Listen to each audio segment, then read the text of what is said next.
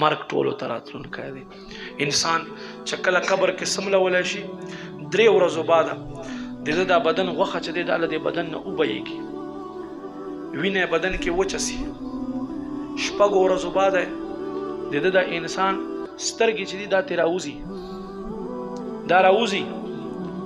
9 ورځو بعده دا سر ویښته او دا ګیرې ویښته ترې له بدن نه لاړ شي، ویښته یې خپله مخه لاړ شي.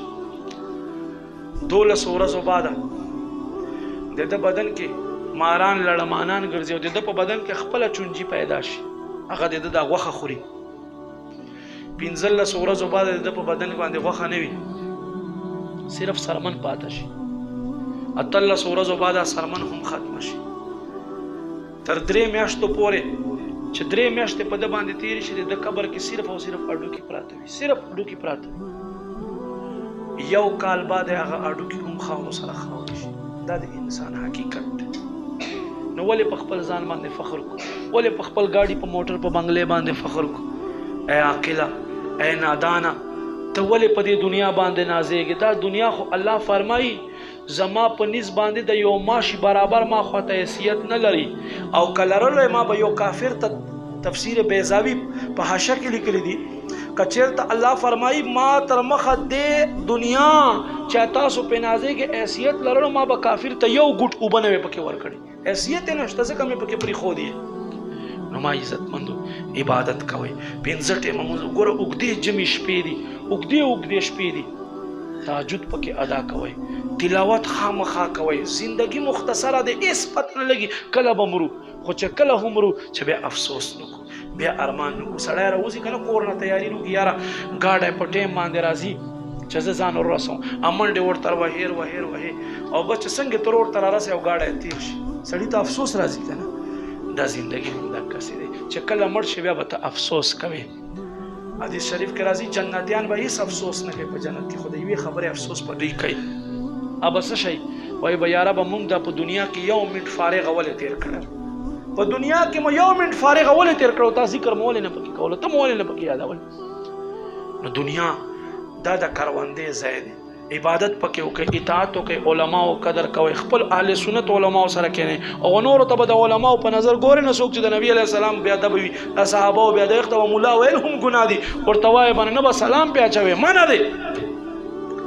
خپلو علماو قدر وکړئ، محبت ورسره کوئ، زده کړه کوئ. دا تاسو ته خدای پاک عالم دین درکړی دی، قرآن ترجمې دی. علي مولانا صاحب زمونږ ډېر کلک ملګری دی. ګوره چا قرآن نه وي زده ترجمې سره زده کوي، چا مونځ نه وي زده بوډاګان یو ټکی ته زده کوئ. زه بارها خلکو ته وایم ګوره عمر تېر شو 40 کالو راسې ته عبادت کوئ، 50 کالو راسې یو کافر درته وایي چې ته خو په مونځ باندې ناست دا راته وایي چې التحیات لله والصلوات والطیبات، دې څه معنی؟ چې معنی دا راته څه معنی یې کېږي؟ یاره وایي ما خو سوچ نه و. زمونږ فیضان مدینه ته یو بابا راغلی، ما ته مسلې کولې، ما ته ما په تبلیغ کې 40 کاله ولګول. مې بابا قرآن ترجمه دې کړې ده؟ وایي نه. مې د مونځ ترجمه درځي؟ وایي نه. مې خفه کېږم 40 کاله جومات کې ټیزونه اچولي دي، خپل وخت برباد کړی دی. مې الله نه ویریږه، په 40 کالونو کې تا قرآن ترجمه ونه کړه، ګرځې جوماتو کې فلاني ملک ته لاړې فلاني ملک ته لاړې، ځان دې غر کړه او خلک دې غر کړه، او الله کور بې ادبي دې وکړه. 40 کاله تا تېر کړه او تا عبادت پکې ونه کړو.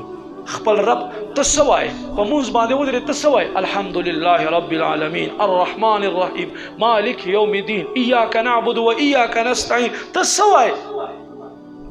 قسم په خدای زمونږ عوام په دې کل مجمع کې خفه کېږئ. ما 15 کسان به ما ته دعای قنوت صحیح نه کوي تېره. ډېر خلک څه وایي؟ ولا نشکرک ولا نکفرک، نه مونږ ته دا شکر ادا کو نه مونږ د تا انکار کو. ولا نشکرک، دا ولا نشکرک خو نه دی، ونشکرک ولا نکفرک. بیا ډېر خلک څه وایي؟ ونشکرک ولا نکفرک، مونږ د تا شکر ادا کو او ضرور له تا نه انکار هم کو. دک څه وایي که نه؟ نشکرک ولا نکفرک، دا ولا نکفرک نه، ولا نکفرک، مونږ د تا انکار نه کوو یا ربه. او ته چې وایي چې ولا نکفرک، دې معنی کېږي مونږ خامخا د تا انکار کوو.